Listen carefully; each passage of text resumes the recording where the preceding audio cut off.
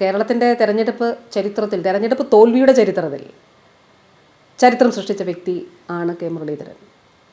ഇപ്പോൾ മന്ത്രിയായി കഴിഞ്ഞ് ഉപതെരഞ്ഞെടുപ്പിലൂടെ ജനവിധി തേടിയപ്പോൾ തോറ്റ വ്യക്തി ആര് എന്ന ചോദ്യത്തിന് ഉത്തരം കെ മുരളീധരനാണ് എന്നുള്ളത് നമുക്കറിയാം. പക്ഷെ അത് നമ്മൾ പറയുന്നില്ലല്ലോ.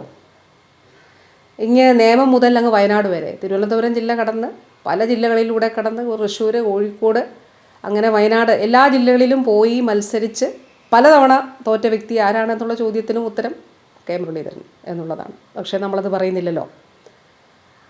ഇനി നേമത്തും തോറ്റ് തൃശ്ശൂരും തോറ്റ് ഡബിൾ തോൽവി ഏറ്റുവാങ്ങിയിരിക്കുന്ന ഒരു ഘട്ടത്തിലാണ് അതിനീചമായി, അടിസ്ഥാനരഹിതമായി ആരോഗ്യവകുപ്പിനെയും ആരോഗ്യമന്ത്രി എന്നുള്ള നിലയിൽ അന്ന് എന്നെയും വ്യക്തിഹത്യ ചെയ്യുകയും അധിക്ഷേപം ചെയ്യുകയൊക്കെ ചെയ്തത് കെ മുരളീധരൻ അതിന് മുന്നിൽ നിന്ന ആളുകളിൽ ഒരാളാണ്. അന്ന് വളരെ മോശമായ പല പദപ്രയോഗങ്ങൾ അദ്ദേഹം നടത്തിയിട്ടുണ്ട്. ഒരിക്കൽ മഹാറാണി എന്ന് പറഞ്ഞ് ആക്ഷേപിച്ചപ്പോൾ 2-3 പേർ എന്നോട് പറഞ്ഞു, ഈ മഹാറാണി എന്ന് കെ മുരളീധരൻ പറയുന്നതിൻ്റെ പിന്നിലൊരു ചരിത്രമുണ്ട്, അദ്ദേഹത്തിന് ആ പേര് മറക്കാൻ പറ്റത്തില്ല. അത് നമ്മൾ പറഞ്ഞില്ലല്ലോ, അന്നും പറഞ്ഞില്ല, ഇന്നും പറയുന്നില്ല. ഒരു കാര്യം മാത്രമേ ഉള്ളൂ, 100 തവണയല്ല 1000 തവണ പറയേണ്ടി വന്നാൽ അതിലുമപ്പുറം പറയേണ്ട വിഷയങ്ങൾ പറയുക തന്നെ ചെയ്യും. കാര്യങ്ങൾ വസ്തുതാപരമായി പറയുമ്പോൾ അത് പരിഹാസരൂപേണ മറുപടി അതിന് നൽകുമ്പോൾ അത് ഉത്തരം മുട്ടിയിട്ടാണ് എന്ന് മനസ്സിലാക്കാനുള്ള സാമാന്യബോധം കേരളത്തിലെ ജനങ്ങൾക്കുണ്ട്.